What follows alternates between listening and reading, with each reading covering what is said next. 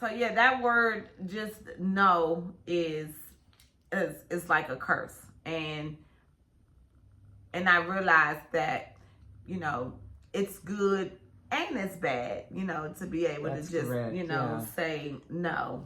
You were saying no, that meaning what? No means you can't or won't. Let's say I'm walking out the door. It's time for me to go home.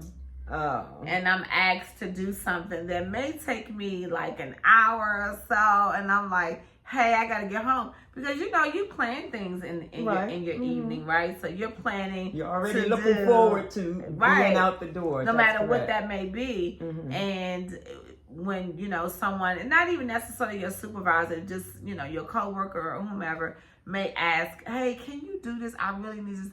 And I've been in that position. Oh, okay, I understand. Yeah, and I've been in that position, and I'm just like, I can't, I can't. But and you would still do it? No, well, I have, but when I say no, that's what I'm saying, then it becomes a problem. Okay, yes. Because I'm always saying yes. Well, when I say yes, they're shocked. Right.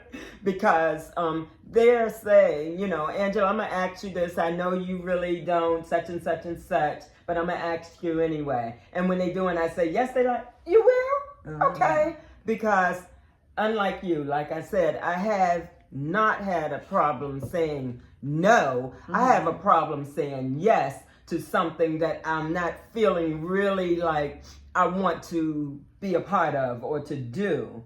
And people have said that I'm negative or mean or something because I had no problem saying no, But for real, I'm a very nice person. It's just that I know what I feel like or do not feel like doing. Exactly. And that's just the way it was. But now I say yes more often. And now I can say no more often. Isn't that something? That is, yeah. Yeah, and I'm surprised myself at how often I'm now saying yes to things. But again, neither one of those are bad things. Exactly. I just think, you grow. I think everything is about, growth. And so it's not a bad thing at all. And with life lessons, you have to grow. You can't stay stagnant. You can't stay in one that place. same. Yeah, you can't. So like I was saying no, and now say yes a lot more. You were saying yes, and now I'm finding that you can say no more often. I can't say no. And that's a good thing. Like you said, both ways. It just depends on what's being asked or what's the situation. Yes. And Yes, and I think that's a part of knowing boundaries too. That's a big thing right there. That is a big thing. And I've learned that, and I didn't know that, years ago. So that was a lesson for me to learn, that we have to learn, boundaries. Yes. And I am really good at teaching people boundaries. I am. It may not be the conventional way, but I know how to teach people boundaries. Right? That's good. Yeah, that's it's a good good. thing, yeah. So, like, for instance, when I started my job a year ago, and I was asked if I wanted a work cell phone or if I wanted to use my personal cell phone, and I would get a discount for that, right?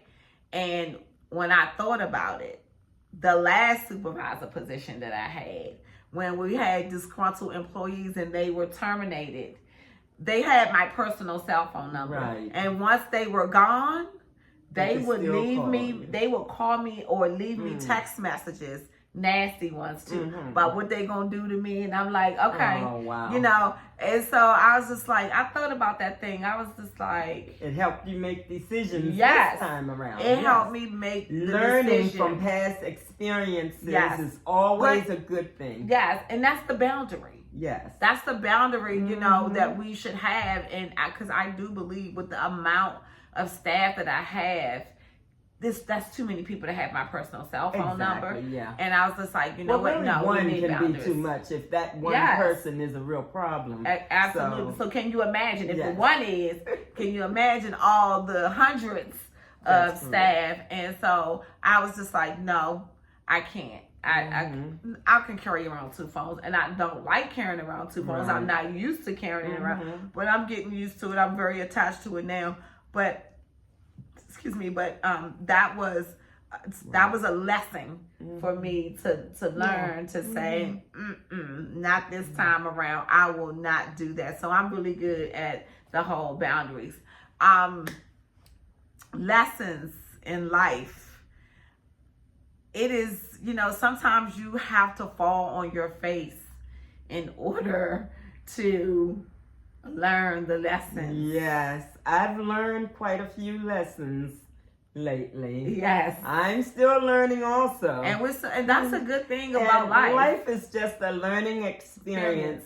The fact that you're alive, you can learn something. Yes. And it, whether it's a recipe, maybe it's how to say yes or how to say no, whether it's how to discern who would make a good friend. It's just anything, all things. Yes. Anything can be an actual, lesson. Yes, exactly. And I like to hear or see other people's experience, and I may say, you know what, I don't think I'm gonna try that because I see what happened, at the end of the road. And so that kind of helps me too. And that whole discernment, like now, I'm glad that I am the age that I am. I had this guy come into the one of my buildings, and I was there one day, and he said something like, "Hey, auntie," you know how that whole auntie thing is with some women. And I'm like, "Baby, call me auntie," because I'm okay with 55. You know what I'm saying? I'm okay with 65, Yeah. but I'm not. I prefer to be called my name. I've heard people say dear or sweetie or. Well, no, I'm not talking about him like really calling me like auntie, because I think that whole term of endearment of saying auntie. Some women are like, don't call me auntie, not like calling me auntie, but making it seem like, because when you say auntie, that means you're an older woman. Okay, so that's where that comes from. I'm like, I'm okay with being called auntie, baby. I love my age. Because I love my age, because I am still becoming. Yeah. Right, and I'm learning that, and so I'm loving what or who I am now and what I represent now, because I have age on me, and I have wisdom that's coming along with that. And so I'm like, you can call me auntie. Yeah. I have no problem with that at all, because life has gotten me where I am now. So I'm okay if you think I'm an older woman and you looking at me like auntie. Like, yeah, that's me. That's me. Yeah, I get it in that. I'm the sexy auntie. Yeah. I'm the sexy auntie. So yeah, I'm good with that. Yeah. What about you? I'm the sexier auntie. Exactly. But okay. yes, in that respect, yes, I'm okay with the being called auntie, or even the miss for that matter. But you know what I've been called of late? What? A lot? What? More often than anyway, Mr. Because before they actually see my face, they see my bald head. And when someone comes in the door at my job and I'm looking down, excuse me, sir, and then I look up, and I don't know how many people look like they just kind of like get this small when they see that it's a female. But it really makes me laugh. Yeah. I take no offense. I take absolutely no offense. And actually, I use it as a breaking point, for, break the ice, when they need some help or something, to let them know it's not a big thing. I do have a bald head, and I know that more women have hair than do not. Right. That's true. That is quite so all true. right. That yeah, is but so I find that real funny though. Yeah. That is. Well, it's good that you have the humor in that too.